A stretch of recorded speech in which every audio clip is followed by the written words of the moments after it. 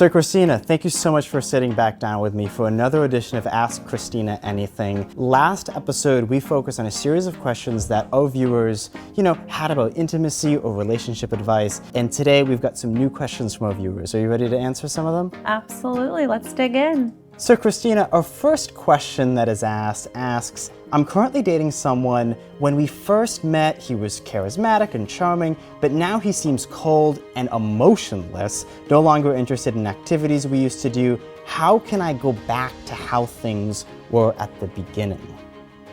Well, I think it could be a good point to kind of step back and evaluate. Sometimes potential partners just interview really well and will give you what you need or participate in the things you're interested in at first just to kind of captivate you. And then once they've secured that relationship, they might kind of revert back to their natural habits or notions of doing things. So it might be something like that, but it also can just be a different kind of pocket of maybe they're going through something, so their behavior feels like it's changed, but it's just a moment of time, and some communication on that might help you realize that it's just a moment, it's not permanent. Sometimes it takes a while to get to know somebody, so this just might be their baseline and you're finally discovering it and just learning that you're not compatible with it.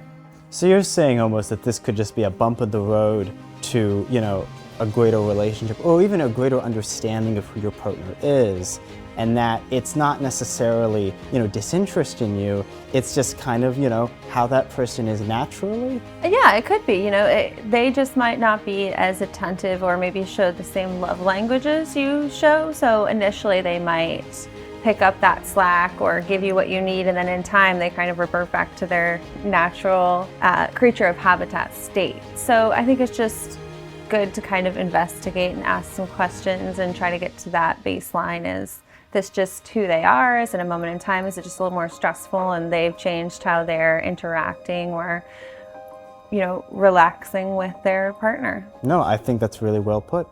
All right, we'll have more with Ask Christina Anything right after this break. Stay with us. All right, Christina, so our next question comes from someone who asks, I'm finding it hard to find single men over 40 who aren't financially arrogant or horrible to be around. How might I find a good, level-headed man? I think one of the baselines you can check is where am I going to meet these potential suitors? Am I closing down the bars at 1 a.m. on Wharf Street? Or am I attending community events that are bettering my community, that are people of like mind, like want, and like desires as me? So I feel like sometimes as people gain wealth, they can actually just become a little bit out of touch with reality. And so they might not treat their partners with that same respect, including their employees and their people around them in business. So sometimes it just takes somebody to kind of give them that reminder of look where you are. Do you still have the same amount of friends you have now standing aside you as you did in the beginning? And kind of what has your journey looked like to get to your success? Are you forgetting to appreciate other people, their means, and what they bring to the table?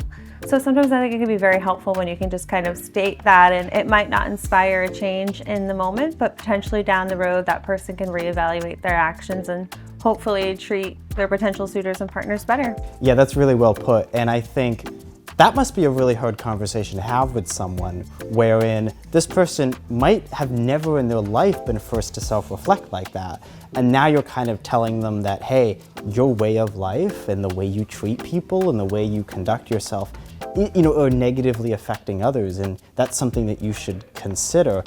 How would you talk to someone like that? Absolutely. So I think giving them examples of how they've treated other people, and then not only just examples, but through the perception of that person that they interacted with, how they looked, how they talked after, did they hold their head high or was it held down? Just letting them see themselves through someone else's eyes can be such an eye-opening and awakening experience for all of us. We get in the groove and get so used to how we operate, and sometimes we just need that reminder from the outside eyes. All right, we'll have more with Ask Christina Anything right after these messages from our sponsors. Stay with us. All right, Christina, our next question asks, what are some red flags or signs of abuse that you can identify early on in a relationship? Yeah, so I think one of the biggest things to watch for is How do they allow you to interact with your family and friends as your relationship progresses? I know isolation can be a really early sign of some potential trouble down the road. Also, anybody that encourages one spouse to work and they don't work, and or potentially drive their spouse to work and drop them off and pick them back up at work, that's a sign of trafficking, and they're really just using you for a means to an end. So that's definitely worrisome. Also about the way they respect you and the way they talk about you out in public when you're interacting with their friends and family. Do they hold you to a high esteem? Do they respect you when you're there and when you're not there? So sometimes I think we can overlook red flags because we're lonely or we appreciate certain aspects of somebody and what they bring to the table, but they can be red flags that if dealt with initially could potentially save a lot of heartache down the road.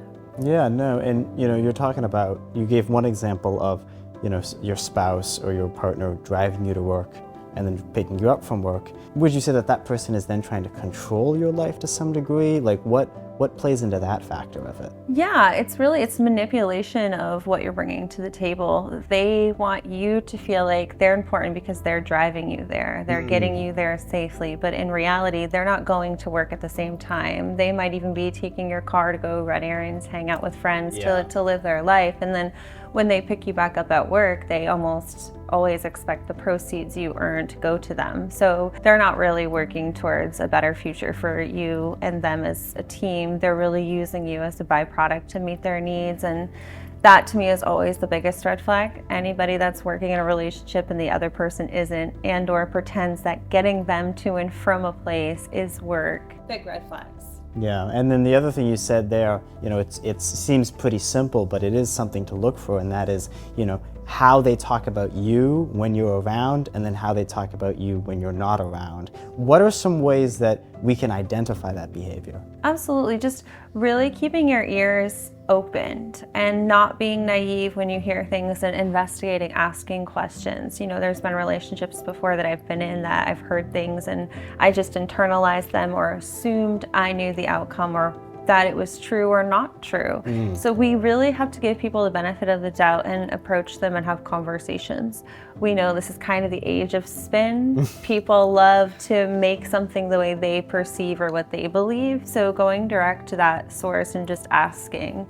And you can see it in their eyes if they're shocked by what they're hearing, or if they pretend they're shocked, but they're registering if they really believed it, but they're going to tell you they didn't in this moment because they're gaslighting you into whatever situation they want you to be in.